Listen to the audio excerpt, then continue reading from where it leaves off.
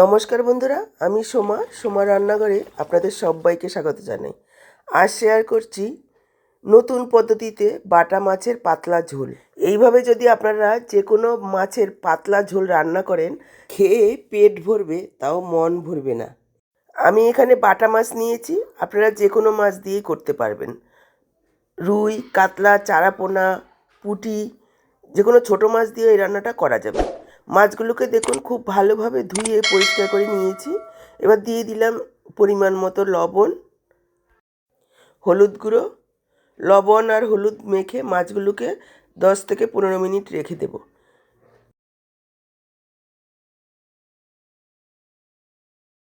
মাছের মধ্যে লবণ হলুদ মেখে 15 মিনিট রেখেছি। 15 মিনিট পর দেখুন ফিরে এসে গ্যাস অন করে কড়াই বসিয়ে দিয়েছি। কড়াতে দিয়ে দিচ্ছি সর্ষের তেল। মাছের যে কোনো রান্নাই আমার কাছে সর্ষের তেলে ভালো লাগে। আপনারা চাইলে যে কোনো রান্নার তেল দিয়ে আপনারা করতে পারেন পছন্দ অনুযায়ী। প্রথমে কড়াইটাকে খুব ভালোভাবে গরম করে নেব, তারপর তেল দেব।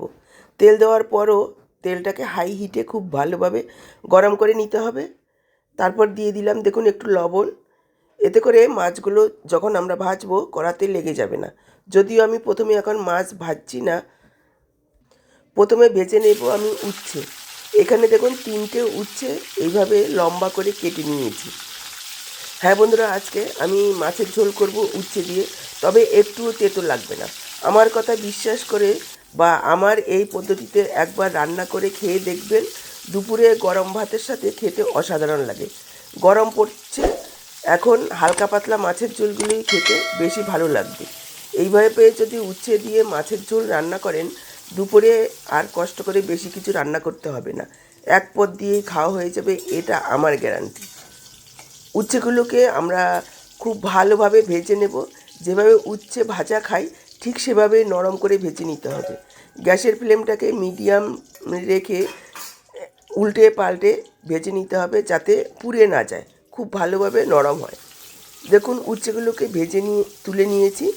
এবার দিয়ে দিলাম বেগুন। এখানে আমি একটা বেগুন দিয়েছি, একটু মোটা মোটা করে কেটে।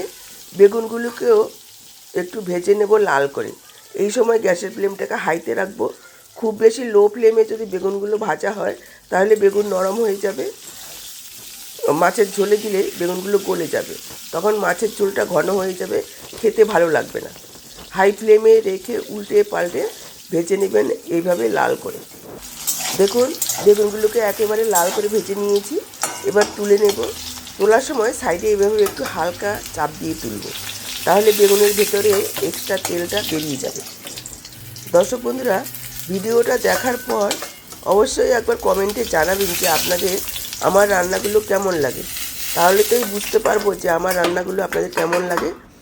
ভালো লাগলে অবশ্যই একটা লাইক করে ভিডিওটাকে শেয়ার করে দেবেন। এইরকমই ঘরোয়া রেসিপিগুলো পাওয়ার জন্য ফেসবুক পেজ থেকে দেখে থাকলে পেজটাকে ফলো করবেন। দেখুন বেগুনগুলোকে তুলে নিয়েছি। এবার বাকি যে তেলটা রয়েছে তার মধ্যে আমি দিয়ে দিচ্ছি মাছগুলোকে ভেজে নেব, তবে খুব বেশি কড়া করে নয়, হালকা করেই মাছগুলোকে ভাজবো।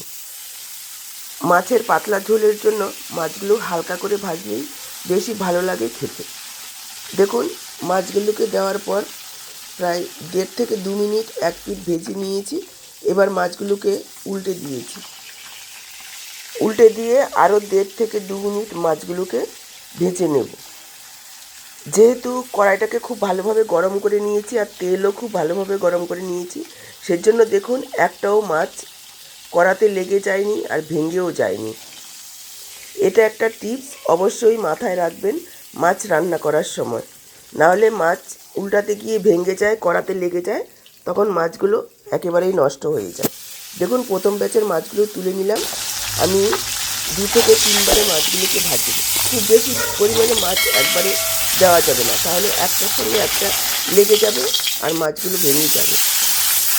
দ্বিতীয় ব্যাচের মাছগুলো তুলে নিয়ে আমি পরের মাছগুলো দিয়ে ভেজে তুলে নিয়েছি। দেখুন কতটা সুন্দরভাবে ভাজা হয়ে গেছে মাছগুলো। এবার কড়াতে যে তেলটা রয়েছে তার মধ্যে আমি আরও একটু তেল দিয়ে দেব। ফোড়নে দিয়েছি 1/2 চা চামচ কালো জিরে। কালো জিরেটাকে একটু ভেজে নিয়েছি। তারপর দিয়ে দিলাম কেটে রাখা আলু। এখানে আমি একটা আলু দিয়েছি। আলু চাইলে আপনারা দিতেও পারেন, নাও দিতে পারেন। এবার আলুগুলোকেও একটু লাল করে ভেজে নেব। আলুগুলো ভাজা হতে হতে এদিকে দেখুন আমি একটা মশলা রেডি করে নিয়েছি।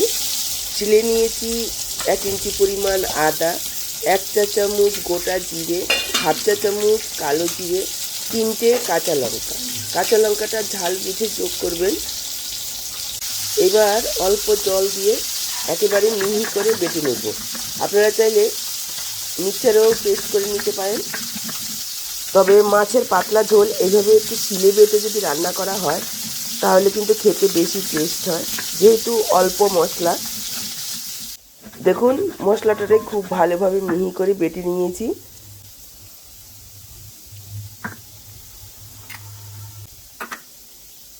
আর এদিকে আলুগুলো একেবারে লাল করে ভেজে নিয়েছি দেখুন। এবার দিয়ে দিচ্ছি বেটে রাখা মশলা।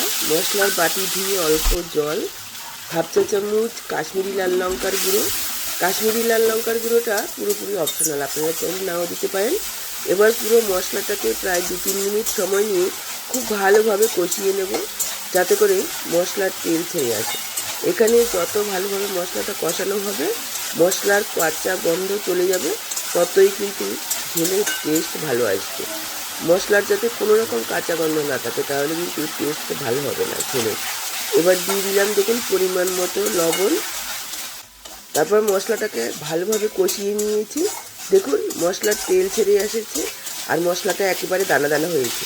এভাবে দানা দানা হবে আর সাইডে তেল বেরোলেই বুঝতে পারবেন যে মশলাটা ভালোভাবে কষানো হয়েছে। তারপর দিয়ে দিতে হবে জল, যতটা ঝোলের প্রয়োজন সেই বুঝে জলটা দেবেন। আমি ঠান্ডা জল দিয়েছি, আপনারা পারলে একটু গরম জল দেবেন, তাতে আরও টেস্ট ভালো আসবে। এবার মিশিয়ে নিয়ে ঢাকা দিয়ে দিলাম। ঢাকা দিয়ে হাই ফ্লেমে প্রায় 4-5 মিনিট ফুটিয়ে নেব, তাহলে ঝোলের টেস্টটা ভালো আসবে। যদি ঠান্ডা জল দিয়ে থাকেন তাহলে এইভাবে একটু ভালোভাবে ফুটিয়ে নিতে হবে, তাহলে ঝোলটা ভালোভাবে টেস্ট হবে। দেখুন 4-5 মিনিট ফুটিয়ে নিয়েছি, আলুগুলো খুব সুন্দরভাবে সেদ্ধ হয়ে গেছে। এবার দিয়ে দেবো ভেজে রাখা মাছ।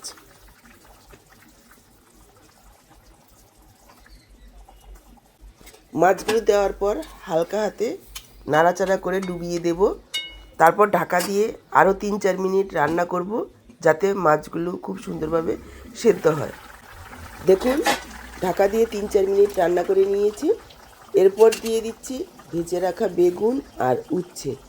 উচ্ছেগুলো দেওয়ার পর একদমই ফোটানো যাবে না, তাহলে কিন্তু উচ্ছে ঝোলের মধ্যে তেতো ছেড়ে দেবে আর ঝোল খেতে ভালো লাগবে না।